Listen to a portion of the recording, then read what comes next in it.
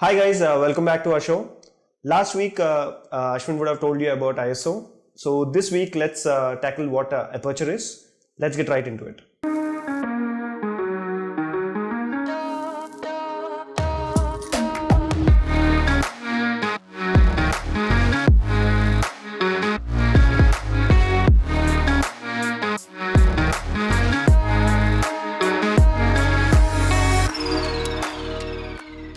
Before going into today's episode, I would like to give a shout out to all you guys who have supported us, and we were really glad with the kind of response that we have been getting and the kind of messages and comments that we have been getting. First, to understand just the word aperture, what an aperture means. So aperture is simply an opening.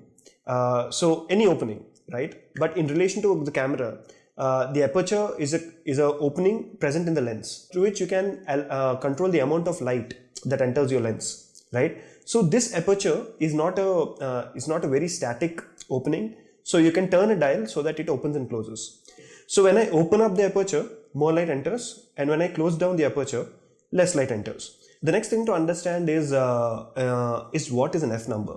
So we would have seen on our camera screens or on the lens, there's certain digits which you might have noticed, like it has a small numeric f, a slash, and a certain number in decimals, like 2.8, 4, 5, 6, 11, 16, stuff like that. So so these are called f numbers. So these bunch of numbers shouldn't be understood as exact measures. Like for example, how centimeters are, how millimeters are, right?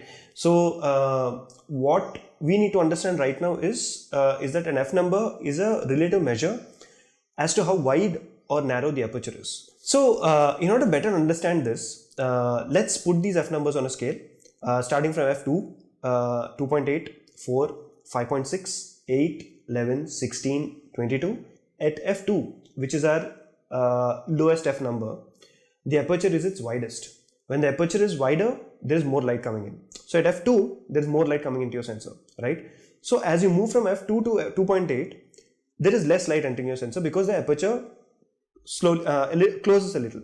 So this continues on till you reach f22, where your aperture is the smallest, meaning it's the narrowest. So it allows very less light. So when you look at it in this scale, you see that from f2 to f22, the size of the aperture keeps reducing. This is the relationship between the f number and the aperture, right? So to put it simply, the larger the f number, the narrower the aperture and less light enters your sensor, and the smaller the f number, wider the aperture, which allows more light into the sensor. Now that we understand what aperture and f number are, let's go ahead and see the effect that this has on your image, right? The effect here that I'm talking about is called depth of field. So depth of field can be simply understood as the distance between the nearest and farthest objects which are in acceptable focus. So to better understand what acceptable focus means, let's look at this image. So I have focused on this one particular object which is in sharp focus, but there are two more objects, one in front of it and one behind it, right? You can see that both these objects which are in front and behind are in focus, but they are not sharp, but they also can be said that they're slightly going into blur, right? If I mark this object in the front as A and mark the object in the back as B, the distance between A and B can be called depth of field. This depth of field varies with each varying f number. Like if we look at an image taken at f2.8, the depth of field is very narrow, as you can see here. If I keep increasing the f number, you can almost see that the area that is in acceptable focus is much wider than what you saw in f2.8.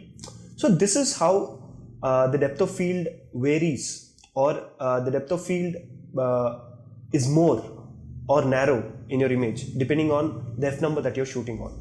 So to sum it up of what we have discussed till now, we can say that the smaller the aperture, the higher the f number, and your depth of field here is wide, right? And the lower the f number, the wider the aperture, and here your depth of field is very narrow or shallow. Now we might be wondering what is the best aperture, what is the best f number to shoot in, right? So I think we will never find that answer, because the kind of image that we want to make, that is the main thing for us, right? So based on that decision first, we go on to decide what is the aperture setting, or what is the ISO, or what is the shutter speed that we shoot in.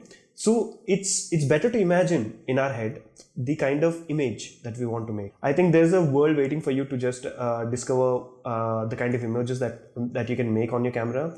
So I would just urge you to just sort of test out what we have discussed in this video, so that you know for yourselves how your camera or lens works, and how comfortable you can get shooting in different apertures, right?